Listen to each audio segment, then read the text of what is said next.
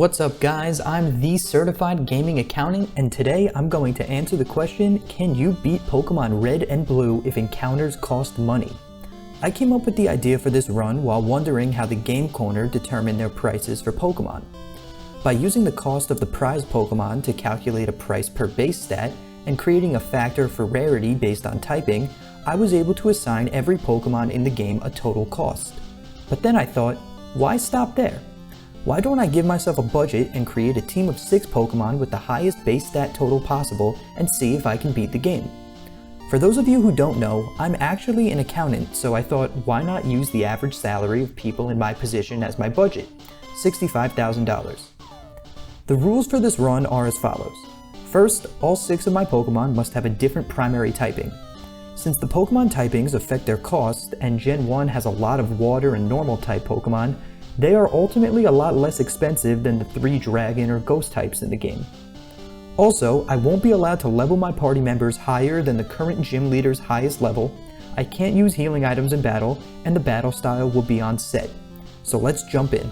Luckily, the first Pokemon we'll be getting on the team is Squirtle, so I didn't have to alter the game at all. After picking up the tiny turtle, Blue goes and grabs his Bulbasaur, and it was time to fight. I think we can already see that the early game is going to be difficult, especially since we won't be adding a member to the party for quite some time. Enjoy watching the end of the Growl, Tail Whip, and Tackle battle here. With that out of the way, it was time to level Squirtle up to 9 and take on the first rival battle. I know technically we can level up to the gym leader's Pokemon, but for battles with Blue and Giovanni, I kept my levels on par with their highest when I could. I was actually pretty nervous for this fight. I know most people skip this battle in challenge runs, but that just didn't sit right with me. The real problem with only having one Pokemon at this point is Blue's Pidgey. If this thing gets enough sand attacks off, there's no way of winning since your accuracy will be so low.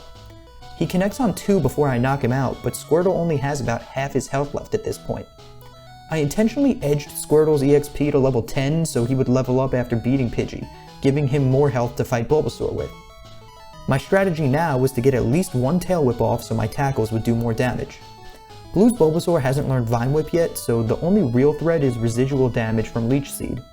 Due to Gen 1's terrible AI, Blue continuously uses Leech Seed when he already has it set up, which is the only reason I'm still in this fight. After missing 2 tackles in a row and getting growled, I need to land my next 2 in order to win. Squirtle lands 1 and with 1 HP left manages to land another, giving us the W. With that finished, we head through Viridian Forest and arrive at Pewter City where it's time to take on Brock. I think it's no secret how this battle goes. Basically any water or grass move guarantees a win here. I didn't even bother getting Squirtle up to the level 14 cap for this, and you see how it went. 2 Bubbles take down Geodude, then Onix comes out, and 2 Bubbles finishes the Rock Snake off too. With the Boulder Badge in hand, it was time to make our way to Cerulean City. While battling some trainers on Route 3, Squirtle evolved into Wartortle, I picked up Lord Helix in Mount Moon, and we finally arrived. Trying to do what made the most sense level-wise, I decided to take on the second rival battle next. Many people say this is one of the hardest battles in the game, and we're about to see why. With Wartortle at level 17, I get sand attacked once, and unfortunately Pidgeotto lands a critical hit gust before going down. Next is Blue's Abra, which has no attacking moves, so I can just kill it with 2 tackles.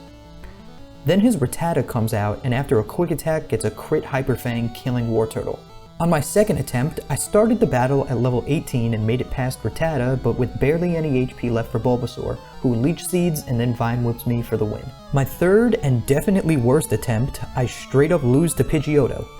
I considered leveling up a bit, but knew that with good RNG I could pull the win out, so I went in one more time at level 18. This time Pidgeotto gets no crits and no sand attacks, so I'm feeling pretty good.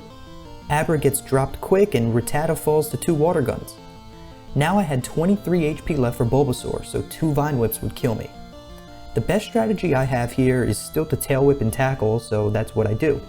I get very lucky and manage to get 2 Tail Whips off before Bulbasaur lands a damaging move. And with 3 HP left, we've beaten Rival 2. After clearing out Nugget Bridge, it was time to get our second team member, Oddish. Notice Wartortle is overleveled. I didn't mean for this to happen, but I also don't need him to beat Misty, so it's fine. I walk up to her with a level 18 Oddish and get to work. In retrospect, I should have gotten Oddish to 19 so it would have had Sleep Powder, but Stun Spore was still fine. 3 absorbs took out Staryu, and then after seeing that it only did about a fifth to star me, I knew I needed para hacks. I missed 1 stun spore, but get my second off, so now I outspeed the starfish. After a few absorbs and some help from full paralysis, Oddish earns us the Cascade badge and the TM for Bubble Beam, which I immediately teach Wartortle. We grab the SSN ticket from Bill, and on the way to Vermilion City, Oddish evolves into what is sadly its final form for this run, Gloom. It just wasn't in the budget to have Vileplume, so we're stuck with this.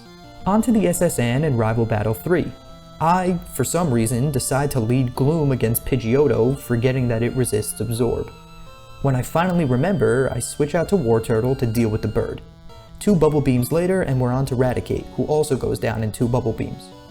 Wartortle learns Bite, and in my next idiot move, I decide to go to Gloom against Kadabra, which lulls me into a false sense of security by going for Teleport. When it finally reminds me that it has Confusion, I switch back to Wartortle, finishing off Kadabra with a Bite, and all that's left is Blue's newly evolved Ivysaur. No longer having to rely on Tail Whip strats, I switched to Gloom to put the Grass type to sleep, which was really a great mechanic in Gen 1. Unfortunately, it immediately wakes up, and out of sheer laziness, I decide to try the Tail Whip strategy again. Ivysaur gives me a reality check with Vine Whip, and it's right back to Gloom. After missing 2 sleep powders, I managed to land my third and switch to Wartortle. After 2 bites, Blue uses a potion, but it's already too late. My next bite crits, ensuring the win and letting us move on to get cut. Honestly, not sure if that crit mattered, definitely could have been a roll without it. With Wartortle and Gloom at level 24, it was time to take on Surge. When I planned out my route for this run, I honestly thought this would be the hardest point. Surge's Raichu is really fast and hits hard. I knew my best chance at a win was to lead with Wartortle and see how far he could get, then rely on Gloom's Sleep Powder and Absorb to do the rest.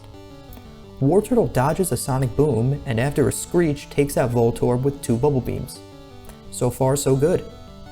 Then he outspeeds and crit Bubble Beams Pikachu. I won't complain. Raichu unfortunately is faster and goes for Thunder Shock instead of Thunderbolt. Okay. Leaving Wartortle paralyzed but able to live a second Thunder Shock. Before dropping, he manages to do about a quarter to Surge's ace, who finally breaks out the Thunderbolt for those last 2 hit points. Now, once again, it was time to rely on Sleep Powder. I miss my first and Raichu Thunderbolts me for 15 HP. After connecting on my second Sleep Powder, it's time to see how much damage Absorb does. When Raichu wakes up, it immediately gets put back to sleep and we continue to absorb.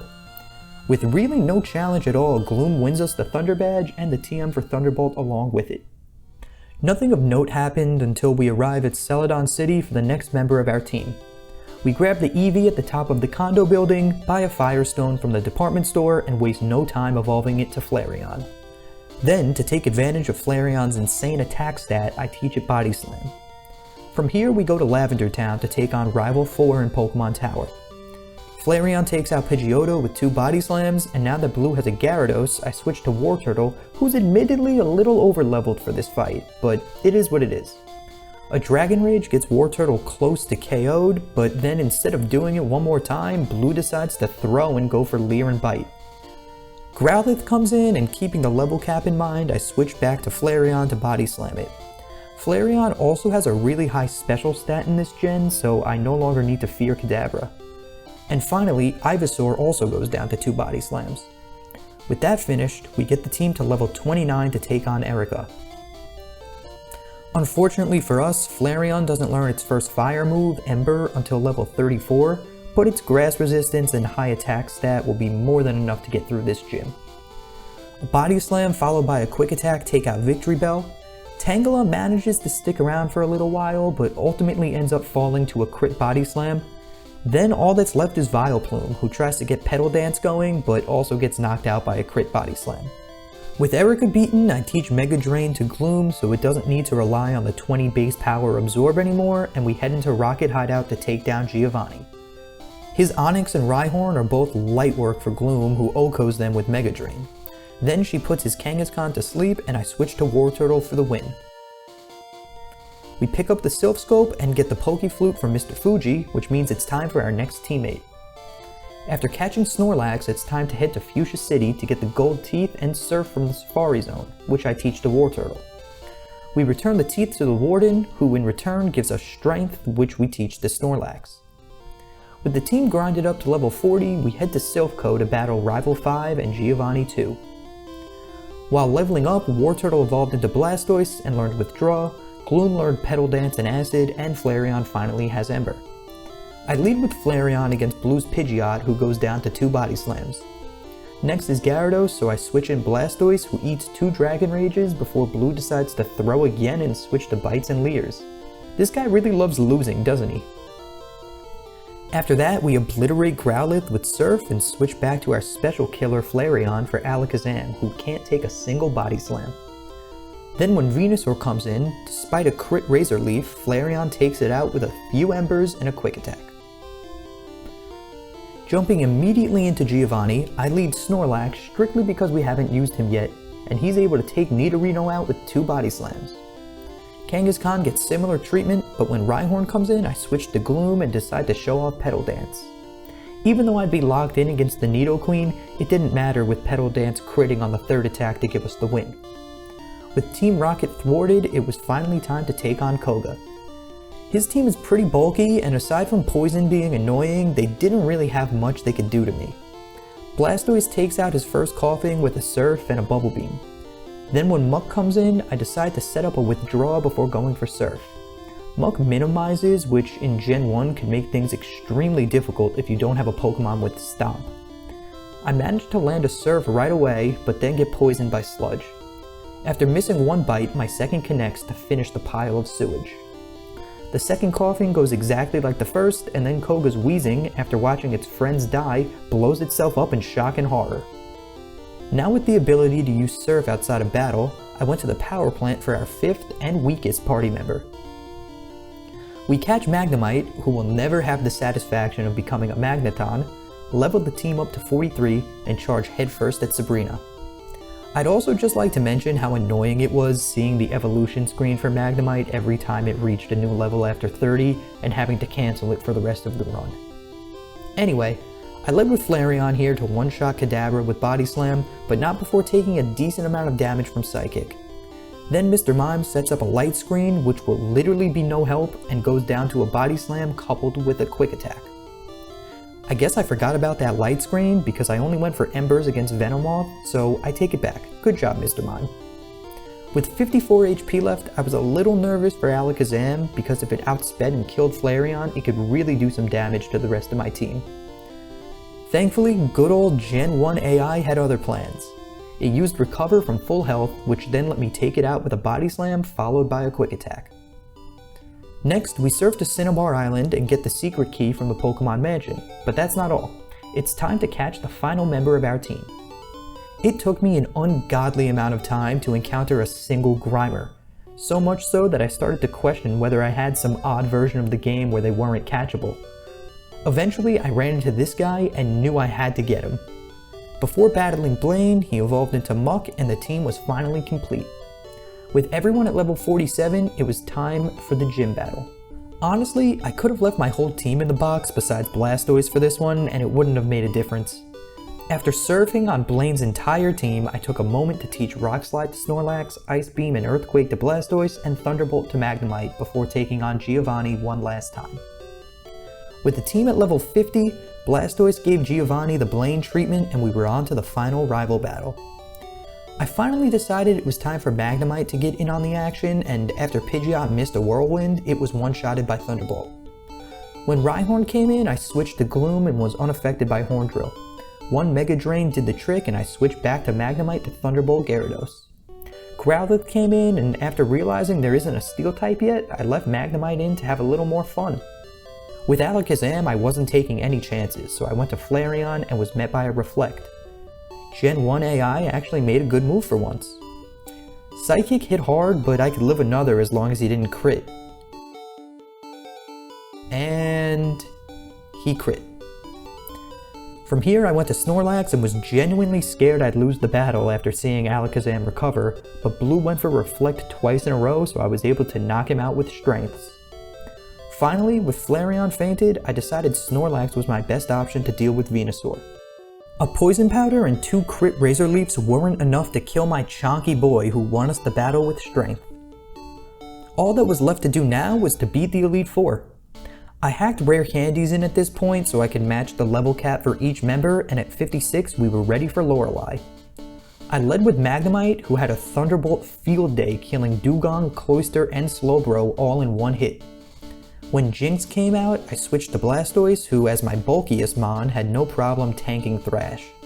And after an Earthquake and a Surf, Jinx was down.